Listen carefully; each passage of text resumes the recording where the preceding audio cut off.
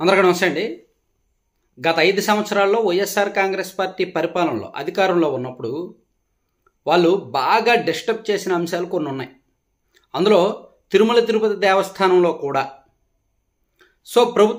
YCP ప్రభుత్వం దిగిపోయిన తరువాత కొన్ని అంశాలు తిరుమలలో గత 5 ఏళ్లలో ఏమేమి జరిగాయి అనేది ఒక్కొక్కటి బయటకు వస్తుంది. 2 నెలల కిందట తిరుమల లడ్డూలో వాడుతున్న నెయ్యి కల్తీ అయిందనే విషయం కూడా ఎంత సంచలనం సృష్టించిందో మనం చూసాం. సో వాళ్ళ అధికారంలో ఉన్నప్పుడు అన్యమత ప్రచారం జరగడం, అలాగే అన్యమతస్తులకు చెందిన ఉద్యోగులు ఎక్కువగా ఉండడం, అలాగే అవినీతి జరుగుతోంది, టెండర్లలో అనేక అవినీతి జరుగుతోంది, భారీ ఎత్తున స్కామ్స్ కుంభకోణాలు జరుగుతున్నాయనే ఆరోపణలు రావడం, దాంతోపాటు శ్రీవాణి ట్రస్టు అనేది ఒకటి తీసుకొచ్చి 10,000 రూపాయలు వసూలు చేసి 10,000 ఇచ్చే వాళ్ళకి బ్రేక్ దర్శనం కల్పిస్తామని చెప్పి కొన్ని 100 కోట్ల నిధులు వసూలు చేసి దానికి సరైన జవాబుదారీతనం పారదర్శకత లేకపోవడం, ఇవన్నీ జరుగుతూ వచ్చాయి. చాలా జరిగాయి. సామాన్య భక్తులకు అసలు దర్శన భాగ్యం కలిగేది కాదు. అంతా కూడా బ్రేక్ దర్శనాలు, విఐపి దర్శనాలు అవే ఎక్కువ. సామాన్యులు ఎంతమంది తిరుమల వెళ్ళి తిరిగి వెళ్ళిపోయేవాళ్ళు, దర్శనాలు లేక రూములు లేక ఇబ్బంది పడేవాళ్ళు. సో ఇప్పుడు కొత్తగా ఏర్పడిన బోర్డు మీద చాలా అంచనాలు ఉన్నాయి. వాళ్ళు చాలా మార్చాలి. గత 5 సంవత్సరాల్లో జరిగిన పాపాలను ప్రక్షాళన చేస్తూనే సామాన్య భక్తులకు ఒక 2 గంటలు 3 గంటల్లో దర్శనం అయిపోయేలా ఉండాలి. సో అదే ఫస్ట్ టార్గెట్గా ఈరోజు టీటీడీ బోర్డు సమావేశం జరిగింది.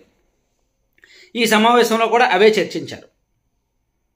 1, శ్రీవారి దర్శనం, ఉచిత దర్శనం 2 లేదా 3 గంటల్లో పూర్తయిపోవాలి, ఎక్కువ టైం ఉండకూడదు. సో ఈ భక్తులకే, సర్వదర్శనం కోసం వచ్చే భక్తులకే ఫస్ట్ ప్రయారిటీ ఇవ్వాలనేటట్టు, 2-3 గంటల్లో దర్శనం పూర్తయిపోవాలనేటట్టు. అలాగే అత్యంత ముఖ్యమైనది ఏంటంటే తిరుమల కొండ మీద శారదాపీఠానికి భూమి కేటాయించారు. వాళ్ళు అక్కడ బిల్డింగ్ కూడా కన్స్ట్రక్షన్ మొదలుపెట్టారు. సో ఈ భూమి కేటాయింపు అనేది తప్పు, నిబంధనలకు విరుద్ధంగా జరిగింది.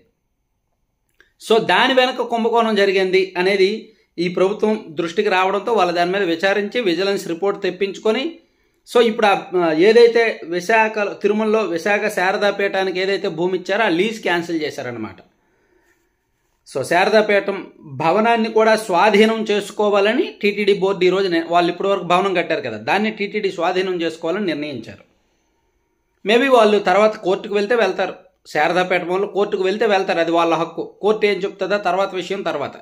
కానీ గత ప్రభుత్వం ఇచ్చిన భూమిని లీజు రద్దు చేసి ఆ భవనాన్ని టీటీడీ స్వాధీనం చేసుకోవడంతో పాటు తిరుమలలో ఉన్న కొంతమంది గెస్ట్ హౌస్ల భవనాలు ఉన్నాయి. సో దానికి ప్రైవేట్ పేర్లు పెట్టకూడదు, సొంత పేర్లు పెట్టకూడదు అనేది కూడా ఒక నిర్ణయం తీసుకున్నారు. దాంతోపాటు తిరుమల కొండ మీద ఎవరు రాజకీయాలు మాట్లాడకూడదు. చాలామంది దర్శనానికి వెళ్ళి విఐపీలు, పొలిటీషియన్స్ దర్శనానికి వెళ్ళి దర్శనం నుంచి బయటకు వచ్చిన తర్వాత అక్కడ ప్రెస్ మీట్లో రాజకీయాలు మాట్లాడేవాళ్ళు. సో ఇది ఒకటి ఎక్కువైపోయిందనమాట. అలాగే అన్యమత సేవలకు బ్రేక్, అన్యమతస్తులకు సంబంధించి ఉద్యోగుల సేవలకు బ్రేక్. అన్యమతస్తులకు సంబంధించి ఎవరైతే తిరుమల కొండ మీద ఉద్యోగులు ఉన్నారో వాళ్ళందరినీ కూడా తొలగించాలని నిర్ణయం తీసుకున్నారు. ఇట్లా కొన్ని టీటీడీ పాలక మండలి ఈరోజు చైర్మన్ బిఆర్ నాయుడు గారి అధ్యక్షతన ఈ టీటీడీ పాలక మండలి తెలుగుదేశం పార్టీ అధికారంలోకి వచ్చిన తర్వాత జరిగిన మొదటి భేటీ ఇది.